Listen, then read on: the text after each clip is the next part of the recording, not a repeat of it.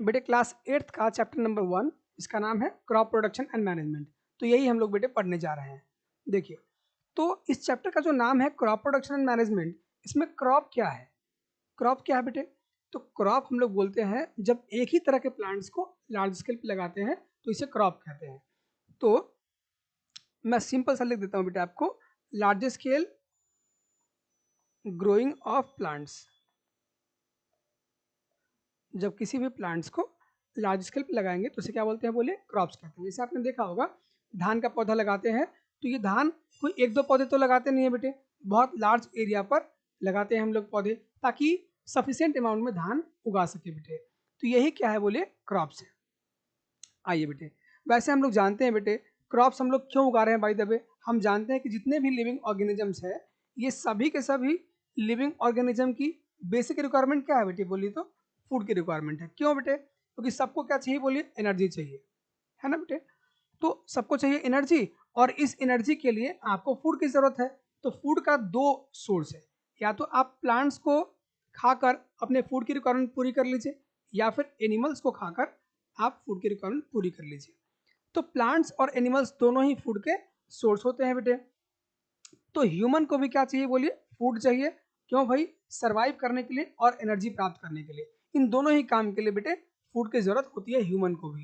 Human daily life में बेटे बहुत सारा एक्टिविटी करता है ना बेटे? जैसे कि नाचना, गाना, खेलना, कूदना, इन सब एक्टिविटी के लिए एनर्जी चाहिए होता है बेटे। आ जाइए नीचे। तो where do we get food? आ गया, प्लांट और एनिमल्स, इन दोनों से हम लोग फूड प्राप्त कर सकते हैं। तो प्लांट से फूड जो प्राप्त करते हैं, आपने सुना होगा, शाकाहारी जो लोग होते हैं बेटे वो प्लांट से फूड प्राप्त करते हैं, और जो मांसाहारी होते हैं, सर्वाहारी होते हैं, वो प्लांट्स एनिमल्स दोनों खाते हैं। अगर वो मांसाहारी है सिर्फ, तो क्या खाएगा? बोलिए, ओनली मांस खाएगा। अगर वो सर्वाहारी है तो मांस भी खाएगा और प्लांट भी खाता है। तो बेटे देखिए, एनिमल्स को हम लोग खाएंगे, तो एनिमल्स को हम लोग कैसे खाते हैं? देखिए, या तो हम लोग एनिमल्स को मीट के रूप में खाएंगे, या एनिमल्स का जो प्रोडक्ट है, डेयरी प्रोडक्ट, उसका इस्तेमाल करके हम लोग फूड की प्राप्ति करते हैं। तो डेयरी प्रोडक्ट जो है बेटा, उसमें हमें क्या मिलता है? बोलिए, एनिमल से मिल्क मिलता है, घी है, मक्खन है, ये सारी चीजें एनिमल से मिलता है।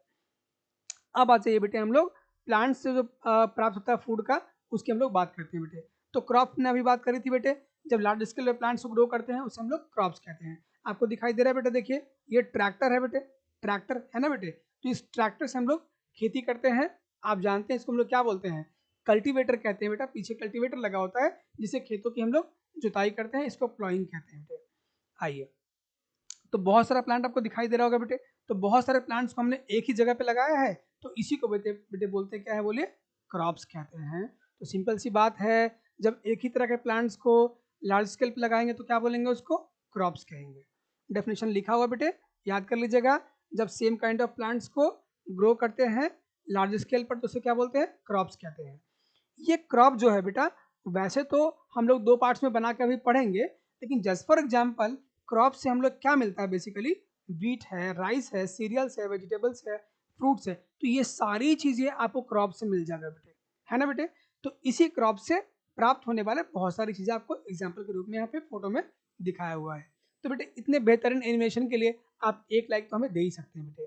आ जाइए, अब भारत में आते हैं बेटे। भारत में जो है बहुत तरह का क्लाइमेटिक कंडीशन है बेटे।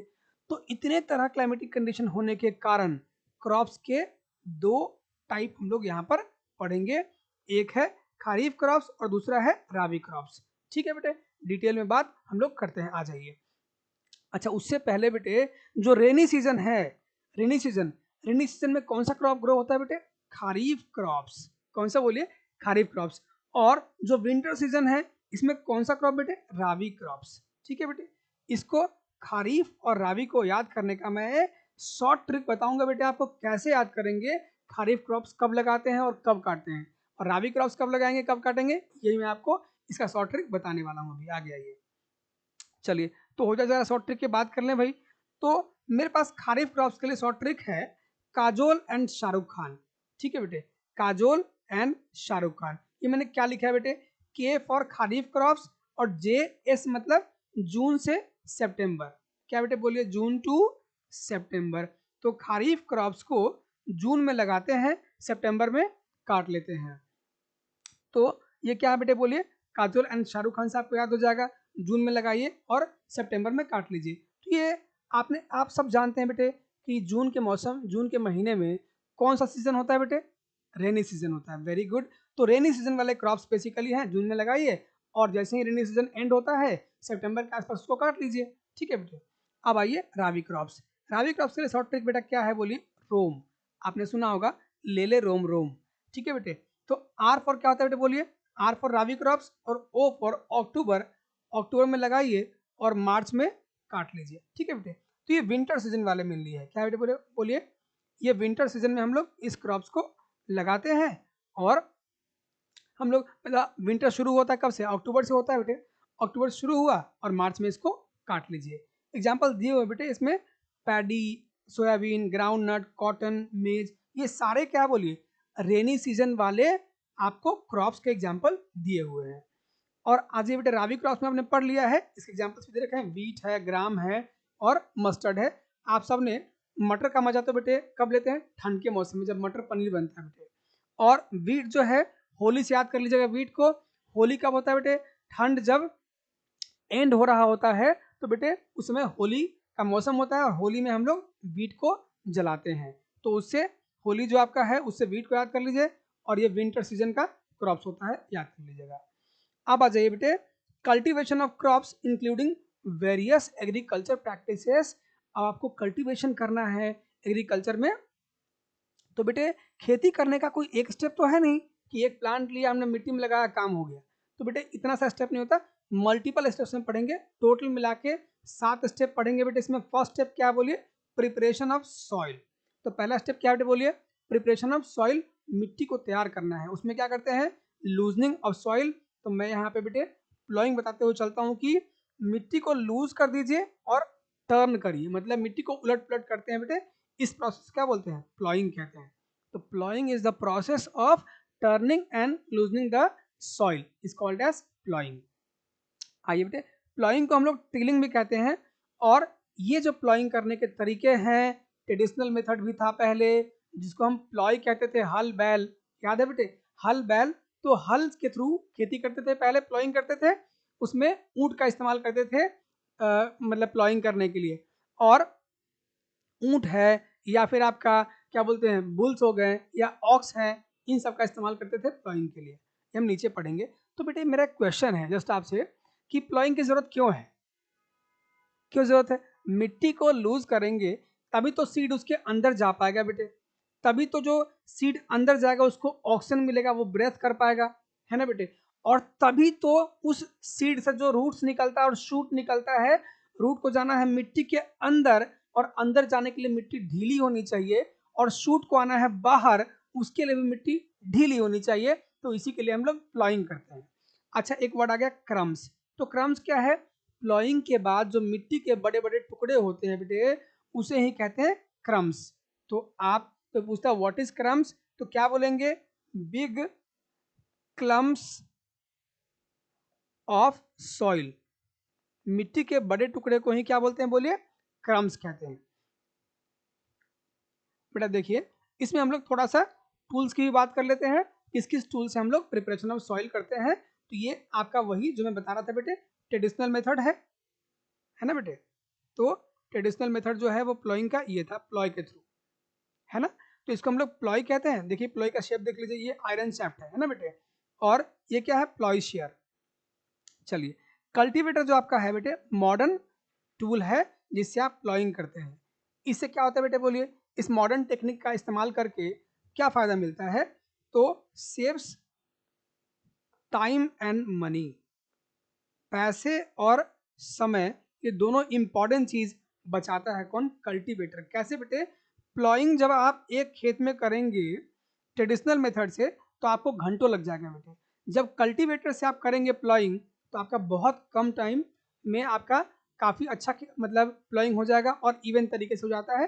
तो बहुत बढ़िया टेक्निक है जहां पैसे और समय दोनों बचा सकते हैं प्लॉइंग करके। आइए बेटे सेकेंड स्टेप जो आपका है वो सोइंग का है। मिट्टी तैयार हो चुका है, मिट्टी ढीली हो गई है, अब हम लोग उसमें बुआई करने वाले हैं। बुआई करने के लिए HYV सीड्स का प्रयोग करते हैं। तो HYV सीड्स क्या होते हैं बेटे बोल दो बाबू? इसका मतलब ये है कि higher yielding seeds higher yielding variety of seeds इस्तेमाल करते हैं, जिससे हम लोग जब बीज लगाएंगे तो काफ़ी अच्छा प्रोडक्शन होगा क्रॉप्स का। ठीक है, तो सोइंग टूल कौन से बेटे? देखिए ट्रेडिशनल टूल क्या है कि भैया जो प्लॉय चल रहा है उसी में कीप के थ्रू हम लोग सीड्स को गिरते थे और उग जाया करता था, मतलब जो बीजों की बुआई है वो हो जाती थी। और जो मॉडर्न टेक्निक है उसको क्या बोलते हैं? Seed drill. इसमें आप सीड्स रख दीजिए और यूनिफॉर्म तरीके से ये सीड्स को इवनली डिस्ट्रीब्यूट कर देता है बेटे। सेकेंड बेटा, थर्ड जो स्टेप है वो एडिंग मैन्योर्स एंड फर्टिलाइजर्स। अब मिट्टी तैयार हो गया है बेटे, सोइंग कर दिया आपने, तो क्या मिट्टी को न्यूट्रिएंट्स नहीं चाहिए? चाहिए ना बेटे। सीड्स को ग्रो करने के लिए उसको भी तो रिक्वायरमेंट है एनर्जी की। तो जो सीड को ग्रो करना है उसके लिए आपको मिट्टी को न्यूट्रिएंट्स उसमें ऐड करना पड़ेगा, और ये न्यूट्रिएंट आप मैन्योर्स और फर्टिलाइजर के थ्रू ऐड कर सकते हैं। देखिए फॉर से फर्टिलाइजर, फॉर से फैक्ट्री, तो fertilisers are prepared in the factory. बेटे फर्टिलाइजर्स को आप फैक्ट्री में प्रिपेयर करते हैं, और ये मैन्योर्स क्या होता है बेटे बोलिए? ये नेचुरल तरीके से गोबर से या एनिमल वेस्ट से, ह्यूमन वेस्ट से प्रिपेयर करते हैं। तो ये क्या लिखता हूँ बोले बेटे? ये ह्यूमन एंड एनिमल वेस्ट से तैयार होता है। ठीक है बेटे, तो आप भी जानते हैं ये बहुत, जब मैन्योर से खेती करते हैं बेटे तो बहुत हेल्दी तरीके का खेती होता है बेटे। इससे देखिए फर्टिलाइजर आप इस्तेमाल करेंगे तभी मिट्टी में न्यूट्रिएंट्स बढ़ गया है, मैन्योर इस्तेमाल करेंगे तब भी न्यूट्रिएंट्स बढ़ गया है, लेकिन फ़र्क क्या पड़ा? एक आपने नेचुरल चीज़ का इस्तेमाल किया है तो आपका जो भी क्रॉप्स है बहुत हेल्दी क्रॉप्स है और उसका इस्तेमाल सेहत के लिए बहुत अच्छा रहेगा। लेकिन जब फर्टिलाइजर का प्रयोग किया आपने तब भी क्रॉप्स उग गया है और प्रोडक्शन भी बहुत अच्छा होगा, लेकिन उस जो क्रॉप्स है वो क्रॉप्स हेल्थ के लिए इतना अच्छा नहीं होगा बेटे। आ जाइए, तो इसमें एक दो डिफरेंस और है। पहला डिफरेंस क्या हो गया कि manures are prepared at home by the help of human waste and plant waste, और ये फर्टिलाइजर में क्या प्रिपेयर्ड इन द फैक्ट्री। और सेकेंड पॉइंट जो बेटा है वो ये है, ये ह्यूमस को ऐड करता है, add humus to the soil. मिट्टी में ह्यूमस ऐड करता है, add humus to the soil. भाई मिट्टी में ह्यूमस को ऐड करता है बेटे, और ये क्या करता है बोलिए? मिट्टी को ड्राई कर देता है फर्टिलाइजर, है ना बेटे। तो यही सब फर्क है बेटे। आइए नीचे, मैन्योर्स। मैन्योर्स के बारे में थोड़ी डिटेल इन्फॉर्मेशन लेते हैं। Decomposing organic waste with earthworms. Earthworms की मदद से, अर्थवॉर्म जो है वो किसानों का मित्र होता है बेटे, क्योंकि ये अर्थवॉर्म मिट्टी को उलट पुलट करता रहता है और जो न्यूट्रिएंट्स मिट्टी में नीचे दबे हुए हैं उसको ऊपर लेकर आता है। कौन बताइए? अर्थवॉर्म। तो इसको अर्थवॉर्म से जो मैन्योर्स प्रिपेयर करते हैं उसको हम लोग कहते हैं वर्मी कंपोस्ट। क्या बोलते हैं? Vermi compost. आइए, green manures they are made by the plant materials and they are still green. भाई वो ग्रीन होते हैं, पौधे के जो वेस्ट होते हैं उसी से हमने एक खाद प्रिपेयर किया बेटे, इसे क्या बोलते हैं बोलिए? तो ग्रीन मैन्योर्स कहते हैं। अब आगे देखिए, अब कितनी अच्छी बात आगे देखिए। हमने बात पहले कर ली थी कि भाई मैन्योर्स के इस्तेमाल से क्या फ़ायदा है। भाई बहुत सारा फ़ायदा है। आपने मैन्योर्स का इस्तेमाल किया तो जो कैपेसिटी है वाटर होल्ड करने की सॉइल की वो बढ़ जाता है, मतलब आपकी मिट्टी जो वाटर है उसको होल्ड कर लेगा। जब कभी क्रॉप्स को चाहिए होगा मिट्टी तो वो दे देगा, सॉरी, जब कभी क्रॉप्स को चाहिए होगा वाटर तो वही मैन्योर सप्लाई करेगा। समझे? आइए, तो सॉइल को देखिए, it makes the soil porous. मिट्टी को ये पोरस भी बनाता है और गैस के एक्सचेंज करने में भी हेल्प करता है। मिट्टी के अंदर गैस जाना जरूरी है ताकि वो सीड कोट को भी तो ऑक्सीजन चाहिए बेटा। सीड कोट ब्रेक होगा, ब्रेक होने के बाद उसमें से प्लांटलेट निकलना है ना बेटे। तो उस प्लांटलेट के निकलने के लिए उसको भाई ऑक्सीजन भी तो चाहिए बेटा, और ये ऑक्सीजन और लाइट थोड़ा बहुत कैसे जाएगा? मिट्टी के सॉफ्ट होने से अंदर जाता है। आइए, it increases the number of friendly microbes. अगर मैन्योर्स आपने ऐड किया है तो बहुत सारे इंसेक्ट्स वगैरह अपने आप मिट्टी में ग्रो हो जाते हैं, इससे फायदा मिलता है बेटे। It improves the texture of soil. Soil की जो क्वालिटी है वो भी इम्प्रूव हो जाएगी आपकी मैन्योर्स के इस्तेमाल से। सॉइल को हार्म नहीं होता, फायदा मिलता है। आइए, अब फर्टिलाइजर क्या है बेटे बोलिए? जिस सब्सटेंस को आप फैक्ट्री में प्रिपेयर करते हैं तो produced in the factories chemical substance which are rich in the particular nutrient. भाई पर्टिकुलर न्यूट्रिएंट में रिच है, अच्छी बात है बेटे, लेकिन फैक्ट्री में प्रिपेयर हुआ है ये, और आर्टिफिशियल होने के कारण बेटे इसका साइड इफेक्ट भी थोड़ा बहुत रहता है क्रॉप्स के ऊपर। इसमें एग्जांपल देखिए बेटे, यूरिया है, अमोनियम सल्फेट है, सुपर सल्फेट है, पोटास है, एनपीके समझते हैं आप, जिसको हम लोग नाइट्रोजन, फास्फोरस और पोटेशियम कहते हैं। क्वेश्चन आता है कई बारी कि प्लांट को मेनली कौन कौन सा न्यूट्रिएंट्स चाहिए, तो चाहिए NPK, that is nitrogen, potassium और बोलिए फास्फोरस। आइए अब बेटा इरिगेशन है, फोर्थ टेक्निक जो आपका है बेटे इरिगेशन है। इरिगेशन क्या होता है? इरिगेशन जो है बेटे वो इरिगेशन है मिट्टी को पानी देना। भाई मिट्टी को पानी देंगे, मिट्टी में आपने सीड लगा दिया बेटे, तो पानी भी तो दोगे ना बेटे, ताकि वो सीड का जो सीड कोटिंग है वो ब्रेक होकर एक प्लांटलेट डेवलप हो सके। तो the process of watering the plants is called as irrigation. आइए, तो इस प्लांट को पानी दिया जा रहा है बेटे, तो यही क्या बोलिए इरिगेशन है। और पानी देने के टेक्निक बहुत सारे थे पहले, आपने कुएं के थ्रू सुना होगा, है ना बेटे, कुएं के थ्रू या हैंड पंप के थ्रू या मोटर पंप के थ्रू, ऐसे बेटे हम लोग पहले इरिगेशन करते थे। अब आइए ट्रेडिशनल इरिगेशन सिस्टम में मोट या फिर पुली सिस्टम है बेटे। पुली से क्या करते हैं बोलिए, पुली को खींचकर उससे पानी कुएं से बाहर निकलता था बेटे, और वो पानी जो है वो खेतों में सप्लाई होता था। ये बेटा चैन पंप है, ये चैन पंप ऐसे घूमता है और पानी लेकर फिर आगे पानी को एक प्रेशर फोर्स प्रोवाइड करता है, जिससे क्या पानी दूर तक जा पाता है बेटे। आइए अब क्या है, देखिए डेकली देखा होगा आपने, अभी नहीं देखा होगा आपने, तो बहुत पुरानी बातें हैं बेटे, उस समय हम लोग डेकली से भी इरिगेशन करते थे।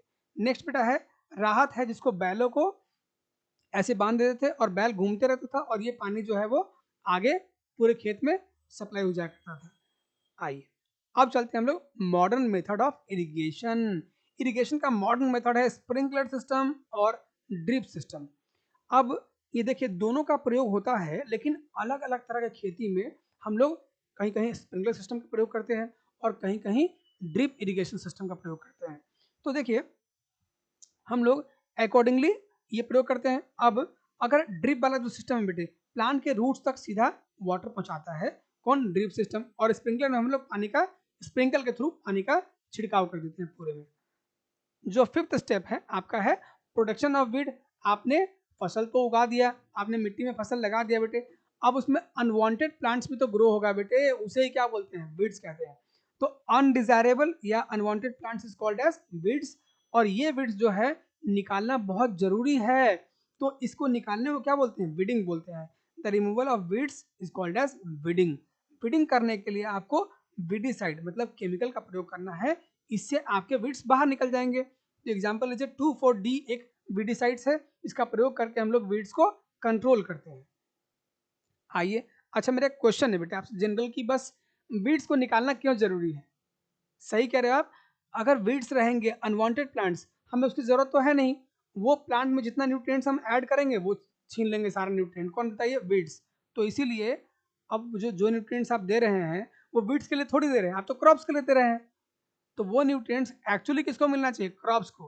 तो एक्चुअली क्रॉप्स को मिलना चाहिए तो मिलेगा, लेकिन आप वीड्स को बाहर निकालिएगा तभी मिलेगा।